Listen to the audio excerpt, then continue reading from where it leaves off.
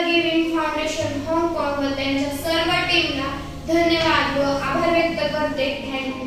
नमस्कार, मी श्रीमती प्रमिला नेहे, लिंगेश्वर आदर्श विद्यालय लिंगदेव, तालुका कोल्हे, जिल्हा अहमदनगर, ट्रेसेबल गिव्हिंग या संस्थेचे खूप खूप मनापासून आभार मानते।